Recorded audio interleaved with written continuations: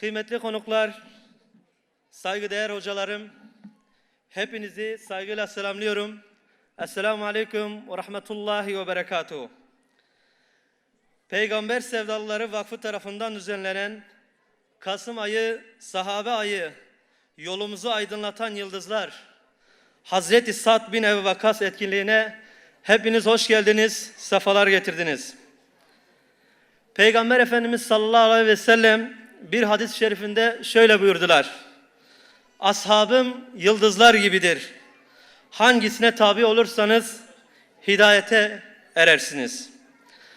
Değerli konuklar, Peygamber Sevdalıları Vakfı Kasım ayı, Sahabe ayı etkinliklerini 5 yıl önce başlatmıştı.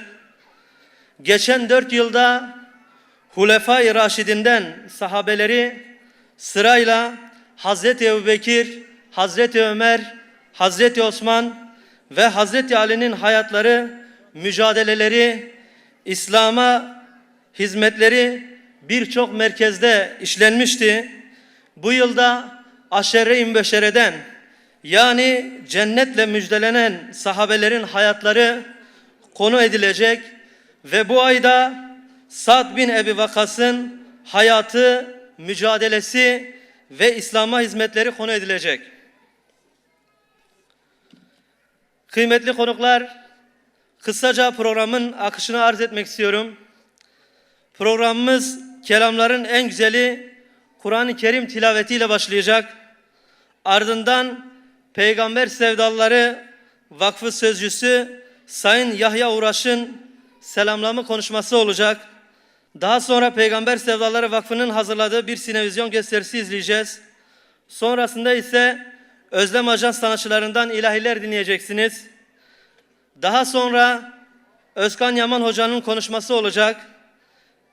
En sonunda ise Özlem Ajans sanatçılarından ilahilerle programımız nihayete erecek. Kıymetli misafirler, yolumuzu aydınlatan yıldızlar, Hazreti Sa'd bin Ebi Vakkas etkinliğimize başlıyoruz. Şimdi Kur'an-ı Kerim okumaları için İttihad-ül Ulema müderrislerinden Hüseyin Taş hocamızı sahneye davet ediyorum. Buyurun hocam.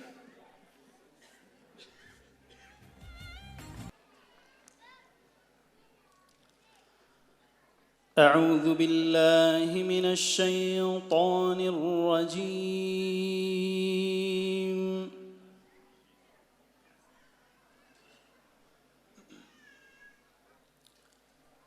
بسم الله الرحمن الرحيم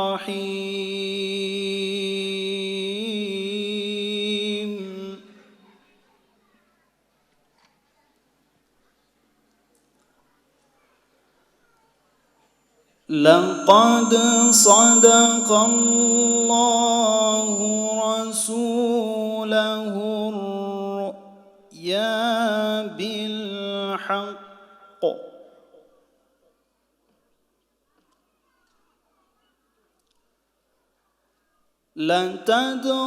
لتدخلن المسجد الحرام إن شاء الله آمنين محلقين رؤوسكم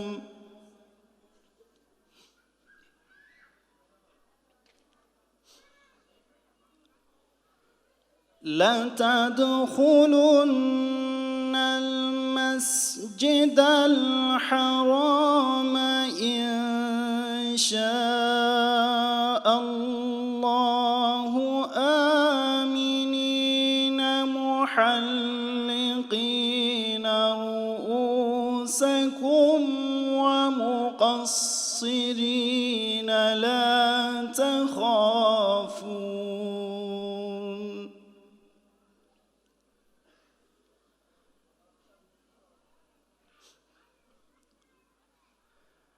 فعلم ما لم تعلموا فجعل من دون ذلك فتحا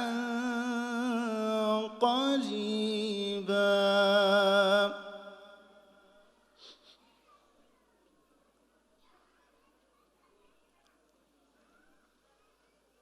هو الذي أرسل رسوله بالهدى ودين الحق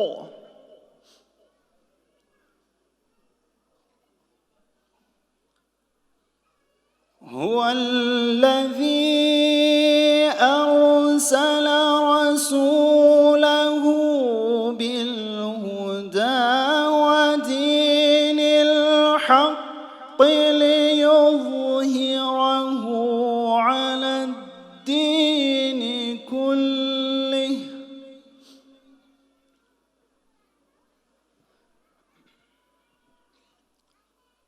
وكفى بالله شهيدا.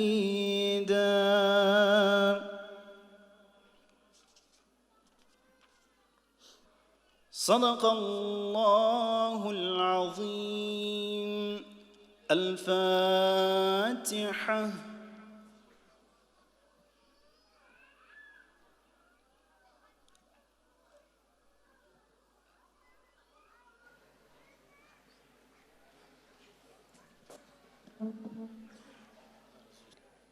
Değerli peygamber aşıkları, hepiniz hoş geldiniz, sefalar getirdiniz. Böylesi bir gecede bizi yalnız bırakmadınız. Allah ecrinizi kabul etsin inşallah. Peygamber Sevdaları Vakfı olarak böylesi bir etkinliği yapma gereğini özellikle seçkin ve güzide sahabeleri daha iyi tanımak adına yapmış bulunmaktayız. Değerli misafirler, Peygamber Sevdaları Vakfı olarak 5. yıldır düzenlediğimiz Yolumuzu Aydınlatan Yıldızlar programı çerçevesinde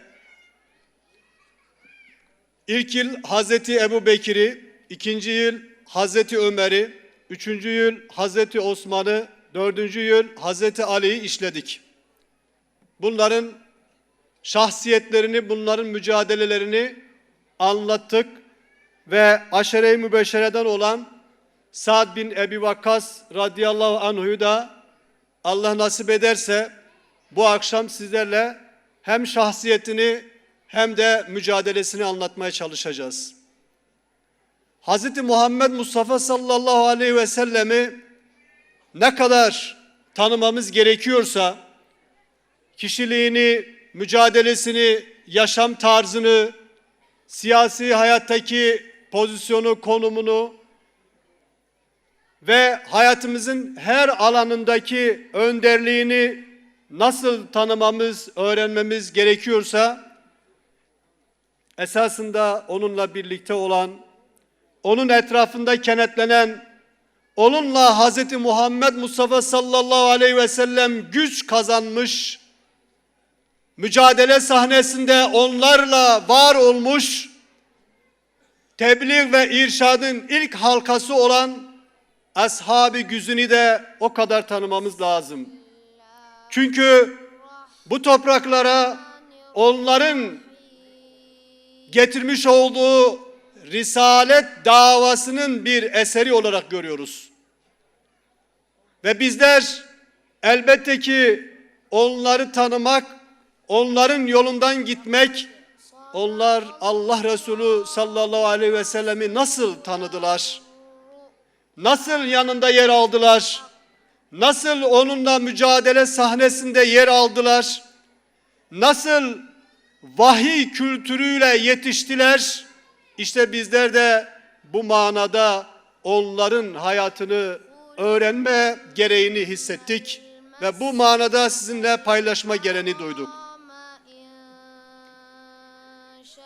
Şimdi Kasım ayı sahabe ayı olarak Peygamber Sevdaları Vakfı ilan etti. Vakıf olarak neden böyle bir ayı seçtik diye sorarlar. Değerli konuklar, malumunuz Peygamber sallallahu aleyhi ve sellem 632 yılında vefat ettikten hemen kısa süre sonra yani 639 yılında bu topraklar Ashab-ı Güzin'in getirmiş olduğu ilahi dava ile tanışmış oldular. Ve özellikle Diyarbakır, Urfa, Silvan bu bölge 27 Mayıs 639 yılında İslam'la müşerref oldu. Zulmün, tuğyanın, azgınlığın, her türlü haksızlığın karşısında Ashab-ı Güzün dikildi ve bu toprakları İslam'la müşerref kıldılar. İşte Mayıs ayında bu topraklar İslam'la müşerref olmadan önce 6 veya 7 ay Ashab-ı Güzün bu topraklara ayak basmıştır. Ve dolayısıyla yaklaşık olarak bu topraklara geldiği ay Kasım ayıdır. Bu manada Kasım ayı bizim için önem arz ediyor ve bizler de böylesi bir ayı madem o Ashab-ı Güzün buralara geldi, bu topraklara ayak bastı, bize ilahi davayı taşıdı, o halde bizler de onlara hoş geldiniz diyoruz. Yolunuz yolumuzdur diyoruz. Davanız davamızdır diyoruz. Sizler bizim için birer yıldız oldunuz. O halde bize düşen de sizin aydınlığınızda, sizin nurunuzda yürümek düşer ve biz de bu vesileyle her yıl Peygamber Sevdaları Vakfı olarak Kasım ayını sahabe ayı ilan etmiş şekilde programlarımızı, etkinliklerimizi inşallah sizinle beraber paylaşmaya devam edeceğiz. Bu münasebetle tekrar hepiniz hoş geldiniz, sefalar getirdiniz. Allah hepinizin hayrını kabul etsin. Esselamu Aleyküm ve Rahmetullah.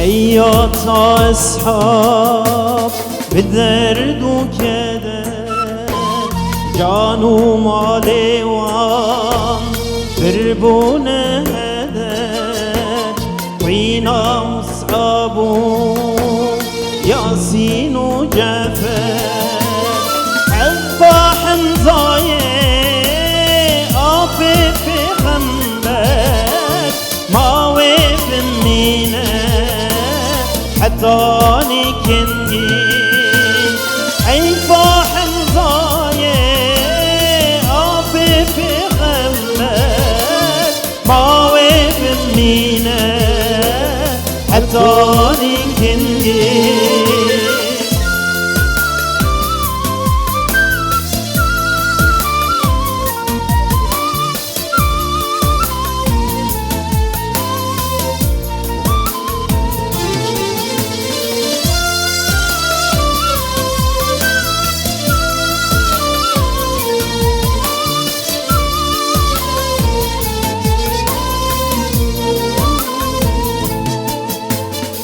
ملعون يزيد لما ابو بلا قينا مظلوم ريت بحق كدرا نترسي جقوى ضايت على عيفا حسيني شاه كربلا ما ويف مينه حتاني كنجي عيفا حسينة شاه كربلا ما وبمينة حتاني كنجي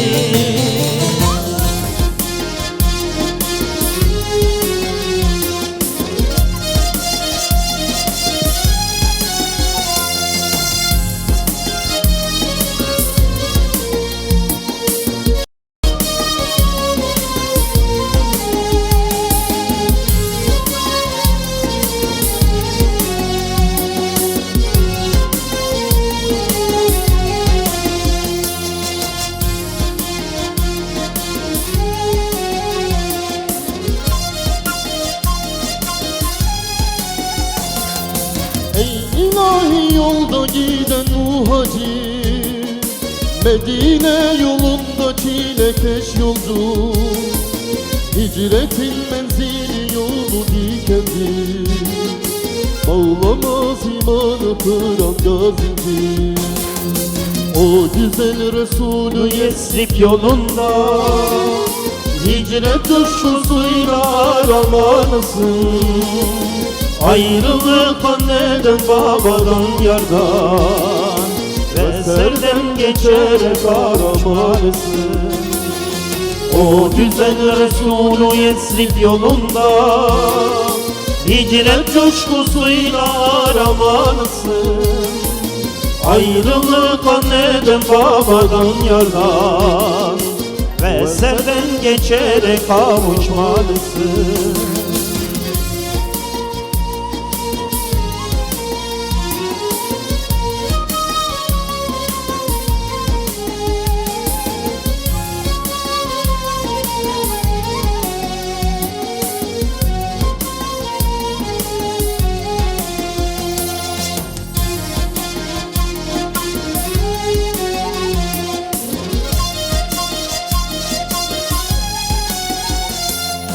Sen en savaşı ey gözleri kara, cennet arzusunu hicrette ara.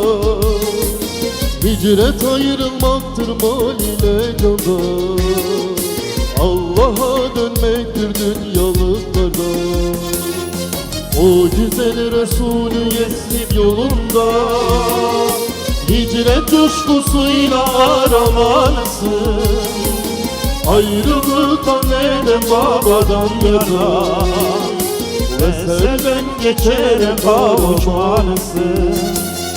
O güzel Resulü Yesrib yolunda hicret coşkusuyla aramalısın. Ayrılık anneden babadan yardan ve serden geçerek kavuşmalısın. Hepinizi Yüce Allah'ın selamıyla selamlıyorum. Hoş geldiniz, safalar getirdiniz. Böyle güzel bir mekanda, böyle güzel bir vesileyle bizleri bir araya getiren Rabbimize sonsuz hamdü senalar olsun. Sa'd bin Ebi Vakkas radıyallahu anh'ın arkadaşlarının şehrinde onu anmak ayrı bir güzel. Madem ki Diyarbakır sahabe şehridir ve madem ki o sahabeler Sa'd bin Ebi Vakkas'ın da arkadaşlarıdırlar. O yüzden bu program burada çok çok daha anlamlıdır diyorum. Evet, Sinevizyon'da gerçi çok güzel özetlenmiş. Önce dilerseniz şu tespiti yapalım. Ziyan asrındayız. Kendisine yemin edilen, hani kıyamet akşam vakti kopacaktır denmiştir de, belki o kıyametten önceki ikindi vaktindeyiz.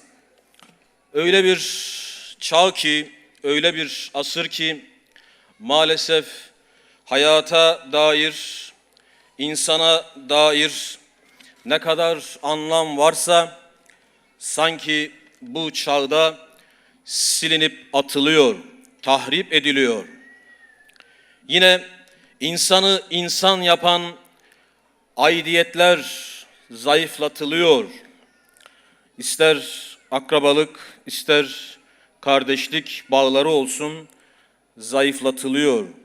Yine öyle bir zamandayız ki araçlar amaç haline getiriliyor. Yine ayarlar bozuluyor. Ailenin ayarları, cinsiyetin ayarları, çarşının, pazarın ayarları bozuluyor.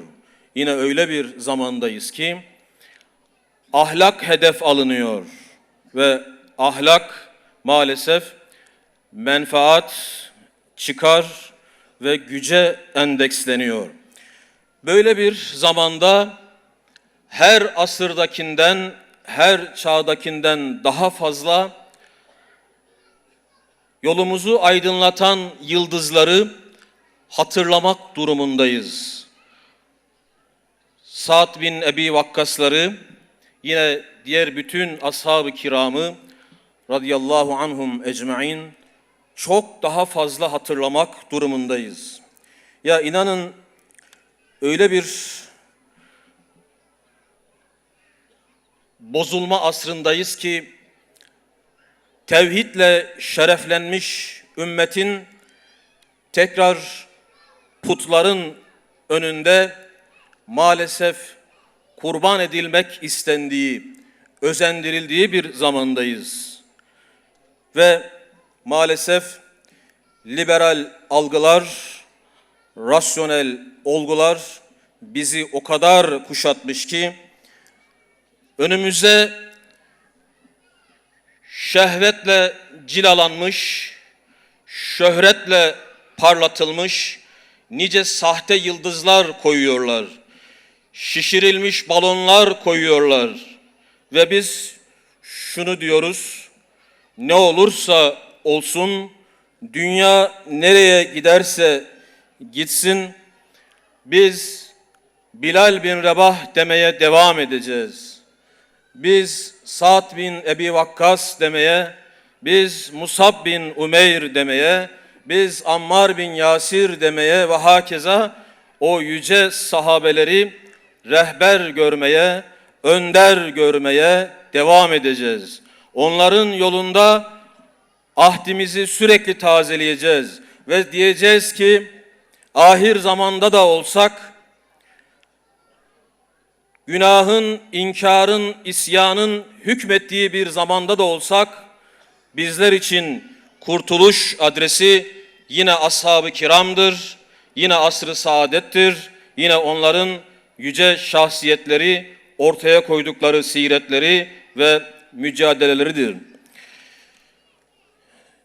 Evet, çılgın bir narsizm ve şiddetli bir hedonizm, yani alabildiğine bencil, alabildiğine zevkperest bir gençlik hedefleniyor.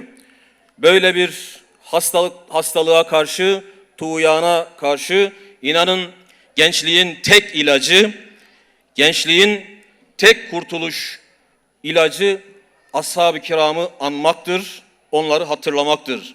O yüzden buna vesile olan peygamber sevdalılarını tekrar ve tekrar tebrik ediyorum. Allah razı olsun. Ya öyle sahneler var ki Sa'd bin Ebi Vakkas'ın hayatında. Şimdi biliyorsunuz Kur'an-ı Kerim önce dünya semasına indi, ardından yere indi denmiştir. Önce levh-i mahfuzdadır.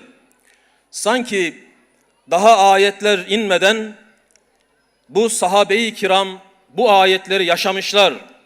Rabbimiz daha fefirru ilallah demeden, yani o ayeti yeryüzüne indirmeden Sa'd bin Muaz fefirru ilallah olmuş. Yani Allah'a firar etmiş. Aynı işte o ilk sahabeler gibi. Yine şu ayet ki hepinizin malumu olan ve umirtu li en ekune evvelel muslimin. Yani ben Müslümanların ilki olmakla emredildim. Evveli olmakla, öncesi olmakla emredildim.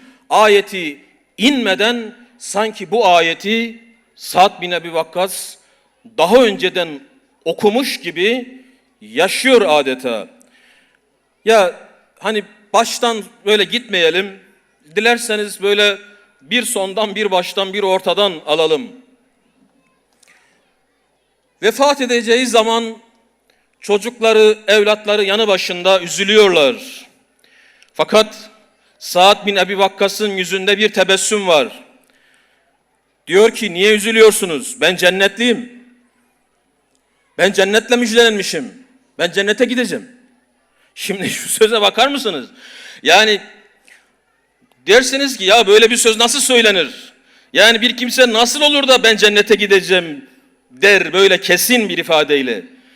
Sa'd bin Ebi Vakkas ise der. Niye der?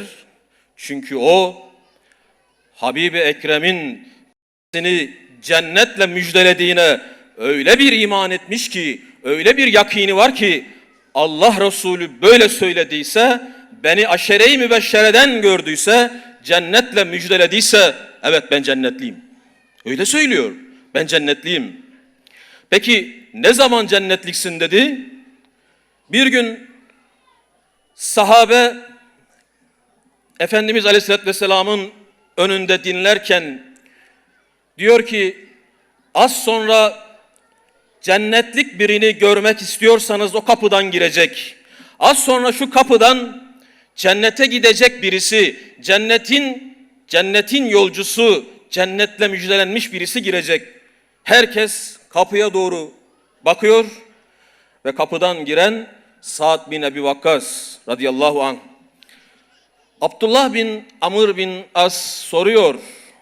Diyor ki, ey Sa'd, sen ne yaptın da, ne yapıyorsun da Efendimiz sallallahu aleyhi ve sellem senin için cennetlik diyor. Seni cennetle müjdeliyor. Yani farklı olarak ne yapıyorsun? Sa'd bin Ebi Vakkas diyor ki, hiçbir şey yapmıyorum. Aynı sizin yaptığınızın aynısını yapıyorum. Bende ayrıca bir şey yok. Düşünüyor yani, acaba nedir beni cennetlik kılan, ama bir şey aklına geliyor. Diyor ki, bilmiyorum ama benim kalbimden hiçbir Müslüman kardeşime haset geçmez. Benim içimde hiçbir Müslüman kardeşime karşı bir husumet, bir kin geçmez. Bir suizan bulunmaz. Benim kalbimde bunlar yok. Amr bin el-As, Abdullah bin Amr diyor ki, işte bu. İşte bu. Demek ki seni müjdeleyen bu. Ama ya sadece bu değil tabii, hayatının tamamı zaten onun için cennet diyor. Bakın, Sa'd bin Ebi Vakkas deyince bir kelime söylesek yeter. Duruş. Tek kelime. Duruş. Bunun önünü arkasını dolduralım. İhlaslı duruş, imanlı duruş, tavizsiz duruş, cesur duruş, kahraman duruş, istikametli duruş, ilkeli duruş. Ya önüne arkasına istediğinizi getirin. Hepsi Sa'd bin Ebi Vakkas'a uyar. Öyle bir duruşu var. Öyle bir duruş ki annesi onu yolundan, davasından, imanından vazgeçirmek için elinden geleni yaptığında, bak sen bu dinden dönmezsen, bu arkadaşından dönmezsen yemeyeceğim, içmeyeceğim dediğinde ve dediğini de yaptığında, ki 3 gün yememiş, 3 gün açlık grevi yapmış, aç kalmış, susuz kalmış. Ya daha yeni Müslüman olmuş Sa'd bin Ebi Vakkas, 17 yaşında daha yeni Müslüman. Yani böyle hani o bedeviler için deniyor ya, siz Müslüman olduk deyiniz, henüz daha iman kalplerinize yerleşmedi. Ya Sa'd bin Ebi Vakkas öyle değil. O kalbinin derinliklerine daha yeni Müslüman, öyle bir iman girmiş ki, öyle bir iman. Ne diyor? Ya ümmah ta'lemine vallahi lev kânet leki mi'etu nefsin. Anne diyor, biliyorsun ki vallahi senin 100 tane canın olsa, feharacet nefsen, her gün bu canların teker teker çıksa, ma teraktu dini hâzâ, ben kesinlikle bu dinimi bırakmam, bu yolumu bırakmam. Ve in şi'ti kuli ve in şi'ti la tekuli. Şimdi ister ye, ister yeme. Hiç umurumda değil. Bu nasıl bir iman? Ki o zamana kadar Sa'd'ın annesini sevdiği meşhur, annesine saygısı meşhur, ama bu sözleri söylerken de annesini kırmadan, incitmeden, üzmeden, ürkütmeden söylüyor. Öyle bir denge insanı ki, ya zaten böyle tavizsiz duruşu olan birisi aynı zamanda denge insanıdır. Aynı zamanda dengenin önderidir. Aynı zamanda dengenin öğretmenidir. Zaten Sa'd bin Ebu Vakkas'ın duruşunda dert de var, dirayet de var, dua da var, denge de var. Ya şimdi hani dedik ya bir başa bir sona gidelim. Malum İslam orduları artık açılıyor. Şam bölgesi, Suriye bölgesi, değil mi? Bu tarafta Mısır filan fethediliyor. Gitgide yayılıyor. Irak'a gelmişler. Irak'ta oradaki bölge halkıyla anlaşmalar yapmışlar filan. Irak'ta durum karışıyor. Irak'ta. Hazreti Ömer'in gönderdiği komutanlar durumu düzeltemiyorlar. Yer yer yenilgiler alıyorlar. Mağlubiyetler yaşıyorlar. Ortalık çok karışık. Hazreti Ömer celalli, öfkeli, diyor ki nasıl olur bu Irak'ta bu durumlar, bu sorunlar, ben gidip orayı düzelteceğim. Yerine Hazreti Ali'yi bırakır yola çıkar. Yolda arkadaşları, ashabı yetiştirirler.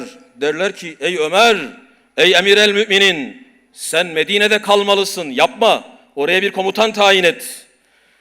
Hazreti Ömer'i ikna ederler, geri gelir Medine'ye. Peki kim gidecek? Kim komutan olacak? Çünkü daha önce bir sürü komutan göndermiş. Müsenna'yı göndermiş, Numan bin Mukarrin'i göndermiş, çok değerli komutanları göndermiş. Çoğu yenilmişler. Kimi gönderecek? Hazreti Ali'yi gönderemez. Çünkü onun en baş veziri, danışmanı. Kimi gönderecek? Soruyor, peki kim gitsin? Tamam siz beni burada alıkoyuyorsunuz da. Düşünüyor sahabe. O anda Abdurrahman bin Avf sevinçten havaya fırlıyor. Vecettu diyor. Buldum. Diyor kimi buldun söyle. Ben aslan pençesini buldum. Aslan pençesi. Kim o? Sa'd bin Ebi Vakkas. Nerede? Zekat toplamak için görevde. Hazreti Ömer Sa'd bin Ebi Vakkas deyince derin bir nefes alıyor. Yerine oturuyor. O olur. O olur. O yapar bu işi. Çünkü o ilklerin adamı. O gerçekten وَالسَّابِقُونَ الْاَوَّلُونَ. O evvelkiler, sabıklar, öne geçenlerden. Çünkü o daha önce çok iş başardı, bunu da yapar. Yapıyor ama Sa'd bin Ebi Vakkas'ı gönderdikten sonra arkasından bir mektup yazıyor. Bir mektup yazıyor. Mektup çok orijinal. Aslında bu mektupları ezberlemek lazım da maalesef neler uçtu elimizden. Diyor ki ey Sa'd, seni oraya komutan tayin ettim, tamam. Sakın içinden şöyle geçmesin ha. Peygamber bana şöyle diyordu milletin içinde. Sa'd benim dayımdır. Var mı böyle dayısı olan diyordu. Bu söze aldanıp da kendini bir şey görmeyesin. Kendini bir şey görmeyesin. Çünkü Allah katında bu yakınlıklar işe yaramaz. Bu yakınlıkta takvan varsa o zaman bir şeysin. Öyle uyarıyor ki ama son cümlesi öyle vurucudur. Ne diyor? Ey Sa'd, Peygamber sallallahu aleyhi ve sellem'den ne gördüysen o sana yeter. Onunla amel et ve selam. Bu kadar. Ya Sa'd bin Ebi Vakkas da öyle bir komutan ki, öyle bir komutan, öyle bir duruşu var, öyle ilkeli bir duruşu var ki savaş sırasında her bir anı rapor ediyor. Her bir anı. Ve Hazreti Ömer diyor sanki Medine'den Kadisiye'yi, Medayin'i görmüş gibiydi. Çünkü dakikada bir rapor gönderiyordu. Dakikada bir her şeyi yazdı, her şeyi iletti Hazreti Ömer'e. Ama mesele bundan daha ötesi. Tarihte hiçbir savaş hasta yatağında sedye ile götürülen bir komutan tarafından idare edilmemiştir. Hastadır. Vücudunda öyle yaralar çıkmış ki ayağa kalkamıyor. Diyorlar ki efendim sen bu halinle bu orduya komutanlık yapamazsın. Hayır diyor. Yapacağım. Bir tepeye çıkarıyorlar. Tepede ki kapısı da açık. Omuzlarının altına girmişler. Sonra yürüyeceği zaman sedyeye koyuyorlar. Sedyeden bir savaşı kazanan komutan. Hangi savaşı? Dünyanın o zamanki süper gücü, ikinci diyelim süper gücü Sasanileri mağlup eden, Medayin'i fetheden ki sonra Medayin'i fetheden o savaşı ve evvela Kadisiye fethini. Büyük yüce bir sahabi dedik ya, onun hayatında belki de bize ders kalan o duruşudur, o dirayetidir, bir de ferasetidir.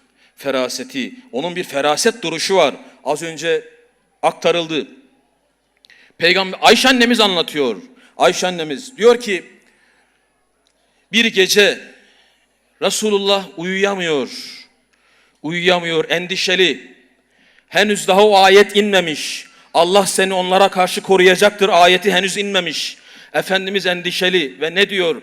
Keşke salihlerden birisi gelse de bizim kapımızda nöbet tutsaydı, keşke. Salih bir mümin gelse de kapımızda nöbet tutsa. Daha bu cümlesini tamamlamadan kapı çaldı. Kapıda Sa'd bin Ebi Vakkas.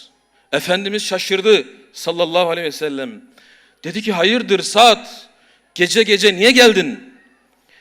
Dedi ki ya Resulallah, benim içimden geçti.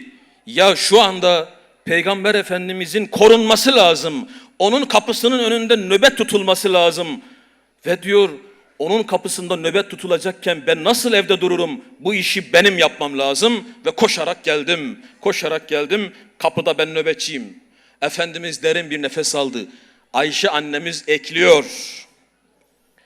O kadar rahat uyudu ki gece horlamasını bile işittim. O kadar rahat uyudu yani aleyhissalatü vesselam. Feraset insanı. Ama şimdi ilk ok attı, ilk kafa yardı filan. Ya güzel şeyler bunlar, hoşumuza da gidiyor. Bazen hele o vadide kafa yarma, deve kemiğiyle kafa yarması var ya. Şimdi keşke gençlerimiz bunun tiyatrosunu yapsalar ya. Keşke bunların tiyatrosu yapılamaz mı? Yapılır yani. Şimdi o kafa yarma sahnesi sıradan bir sahne değil. Ya Mekke'de topu 10-15 tane Müslüman var. Şu anda yeryüzünde 2 milyar Müslüman yaşıyor elhamdülillah. Ve şu anda en hızlı yayılan din hangisi? İslam. Şu anda biz burada konuşuyoruz. Gidin Kabe'de, işte efendim hacda o Arafat'tan o akışı görün. İnsan bir tuhaf oluyor. Binlerce insan. Ya o gün Mekke'de topu 10-15 tane Müslüman. Ne kadar zor. Ve tedbir alıyorlar. Diyorlar ki gözlerden ırak bir yerde kılalım şu namazları. Henüz cihat emredilmemiş. Başımıza bir iş çıkmasın. Bir vadide, kitaplar Ebu Düb ismini veriyorlar. Bir vadide birlikte namaz kılıyorlar. Gözlerden ırak bir yerde. Ama ihbar edilmişler ve Mekkeli müşrikler etraflarını kuşatıyor. Şimdi tabi alay ediyorlar, hakaret ediyorlar. Yani bir taşkale arıyorlar. Henüz dediğimiz gibi cihat da emredilmemiş, savaş izni de yok. Ne yapacak bu Müslümanlar? Valla ne yapalım? Cihat da emredilmemiş. Zaten şurada 3-5 kişiyiz, 10-15 kişiyiz. Bunlar çok güçlüler. En iyisi bize ne söylüyorlarsa sineye çekelim. Yutkunalım. Görmezden, duymazdan gelelim mi diyorlar, diyecekler. Buna biz bugün ne diyoruz buna? Bu tavra ne diyoruz? Eziklik. Ezik Müslüman. Ezik. Tamam, savaş halinde olmayabilirsin. Karşı tarafla barış içinde olabilirsin. Ama ezik olmayacaksın. Kim olursa olsun. Ve Sa'd bin Ebi Vakkas orada bulduğu bir deve kemiğini alıyor. O hakaret eden müşriğin kafasına vuruyor. Ve onun kafası yarılınca öbürleri korkuyorlar. Korkup oradan kaçıyorlar. İşte bu Sa'd bin Ebi Vakkas'ın cesaret duruşu. Kıyamete kadar aslında bu ders öyle etkilidir ki nerede olursanız olun. İlla savaşmak zorunda değilsiniz. Ama ezik de olmayın diyor. Ezik olmayın. Yani muazzam bir ders. Fakat Sa'd bin Ebi Vakkas'ın bir de ihlas duruşu var. Nerede? Bedir'de. Bakın, Bedir'de kardeşi Ümeyr bin Ebi Vakkas 16 yaşında şehit olmuş kucağında. Oradan kalkıyor, müşriklerin böyle azılı bir komutanını Said bin el-As onu öldürüyor. Kılıcı Zülketife'yi alıyor, meşhur kılıç, herkesin bildiği kılıç. Ve kılıcı kınında, artık kendisinin biliyor kılıcı. Peygamber Efendimizin yanına geliyor. Diyor ki ya Resulallah, ben işte o müşriği öldürdüm. Aha, kılıcını da aldım. Yani hakkım olan kılıcı aldım. Efendimiz diyor ki aleyhissalatü vesselam, ey Sa'd, o kılıç şu anda senin olamaz. O ganimet, götür ganimetlerin arasına bırak. Ya Sa'd bin Ebi Vakkas şöyle demiyor. Ya Resulallah, daha az önce kardeşim şehit oldu. Ya Resulallah, ben ki bak 14 tane Müslüman kardeşim şehit oldu. Onları şehit eden Sa'd bin el-As'ı öldürdüm.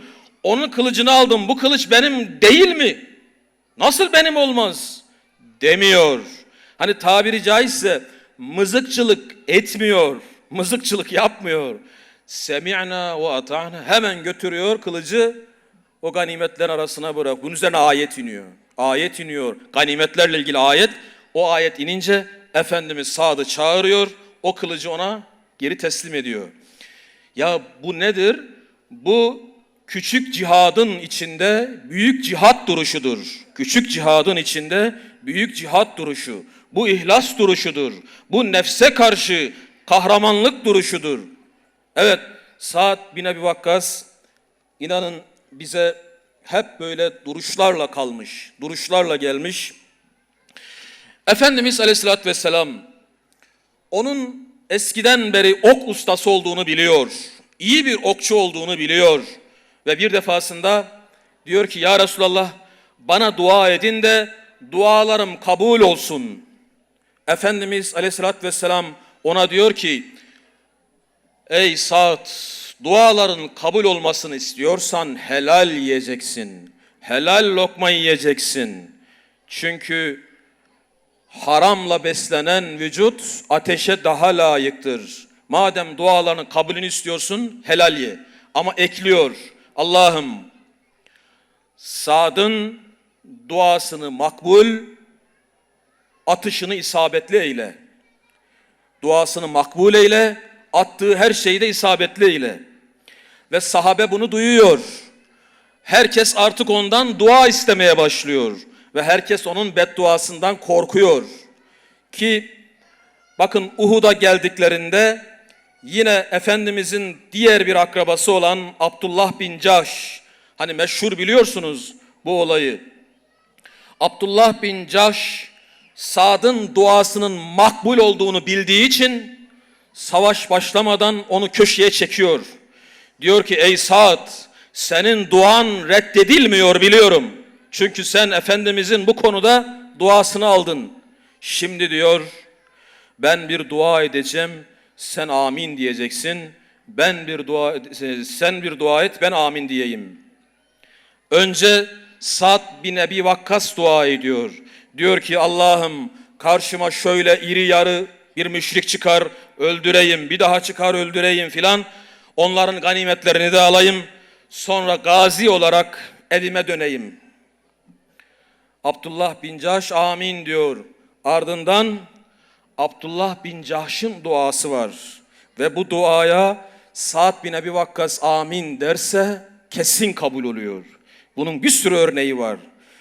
Nasıl dua ediyor Abdullah bin Cahş? Diyor ki ya Rab, karşıma iri yarı bir müşrik çıkar, öldüreyim, tekrar bir daha çıkar öldüreyim, sonra dev gibi birisi gelsin, beni şehit etsin, sonra kulaklarımı kessin, burnumu kessin, beni diyor böyle paramparça etsin ve ben senin huzuruna öyle geleyim, sen bana sorasın, diyesin ki ey Abdullah ne yaptın, kulağını, burnunu, gözünü, yüzünü ne yaptın diye sorasın da ben de şöyle cevap vereyim. Ya Rab, Onları sen vermiştin ya, ben de onları senin yolunda, Habibinin yolunda feda ettim diyeyim.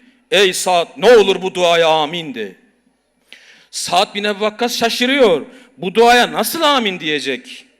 Ama titriyor. Abdullah bin Cahş zangır zangır titriyor. Haydi amin desene. Dayanamıyor. Söz vermiş çünkü. Amin diyor. Ve Uhud'un sonunda Abdullah bin Cahş'ı sadece bir buldukları parmaktan tanıyorlar. Duası makbul olmuştur. Ama Sa'd bin Ebi Vakkas'ın duası sadece bunlar değil ki. Eğer Kadisiye'yi fethettiyse, Kadisiye'yi kazandıysa, İran'ı fethettiyse yine o duaları sayesinde. Ve ona iftiralar atmışlar, çekemeyenler, haset edenler. Mesela Küfe şehrini kurmuş, Küfe şehrinde namaz kıldırıyor. Demişler ki o namazı kıldırmayı bilmiyor, o sefere gitmiyor, o şöyle o böyle. Bu şikayetler gelince tabi müfettişler görevlendirilmiş, araştırmalar yapılmış, suçsuz olduğu ispatlanmış. Yalnız Küfe'de bir mescitte bir tanesi çıkmış demiş ki evet ben bunları iddia ediyorum. Aha bu bize böyle yapıyor, böyle hatalar var filan. Sa'd bin Ebi Vakkas ne diyor? Ya Rabbi, eğer bu konuşan yalancıysa bunun ömrünü uzat, buna uzun bir ömür ver. Ama o uzun ömründe de fakirlik ver. Sonra bunu fitnelerin içine at. Daha sonra sahabe naklediyor, tabi'in naklediyor. O beddua ettiği kimse 150 yaşadı. Gözleri kör oldu ve öyle fitnelerin içerisine daldı ki yine bir fitneye karışırken öldü.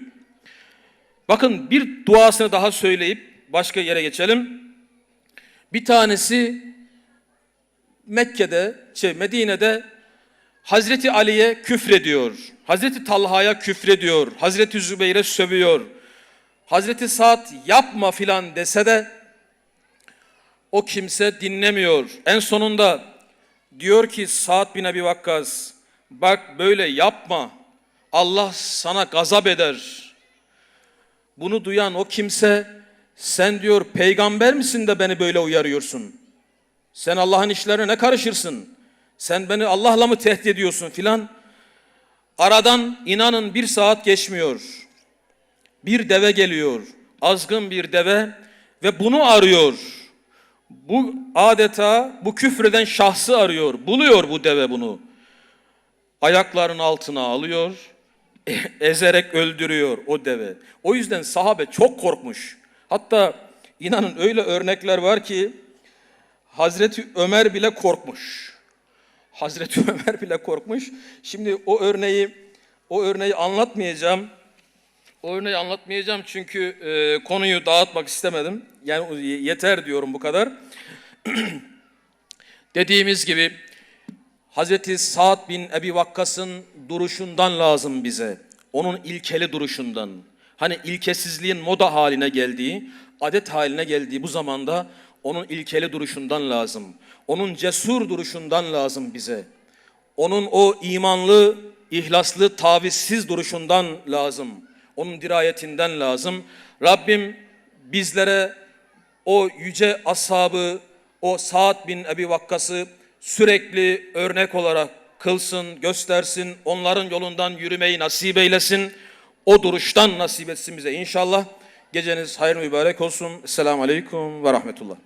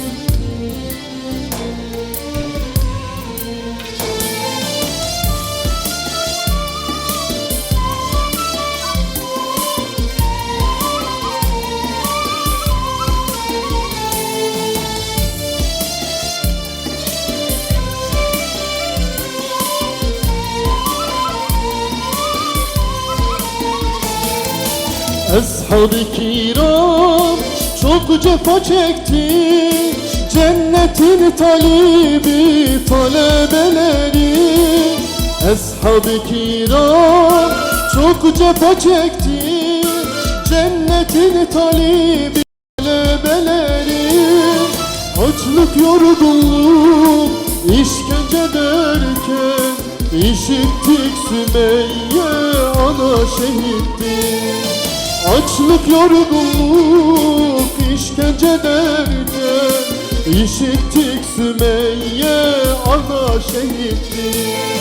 Hevvar, hevvar, hevvar, hevvar, eshabın çilesi yürekler dağlar. Hevvar, hevvar, hevvar, hevvar, Mekke çöllerinde dinmez feryatlar.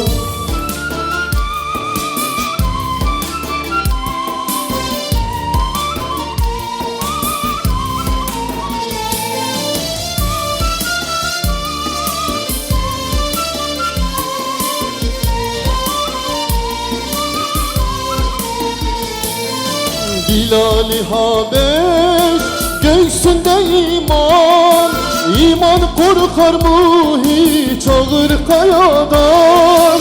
Bilal-i Habeş göğsünde iman, iman korkar mı hiç ağır kayadan? Kırbaçlar kalkıp inerken tene, Ehad ehad zikri vermiş Bilal'e. Kırbaçlar kalkıp inerken tene, Ehad ehad zikri vermiş Bilal'e. Hevvar, hevvar, hevvar, hevvar, eshabın çilesi yürekte dağlar.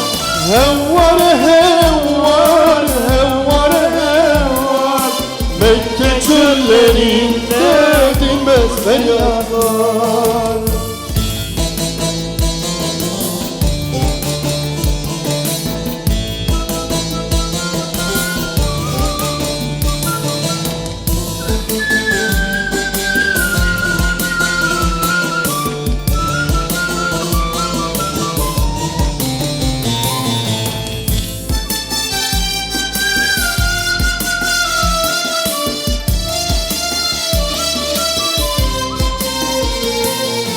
برهنة بجنم لبي صحابيانه لحياة أصحاب جوان راوكي ركانه جبر بيبچن سانه مسير ذل المانش قرآن دربونه كتنب دستوننگا جبر بيبچن سانه مسير ذل المانش قرآن دربونه كتنب دستوننگا.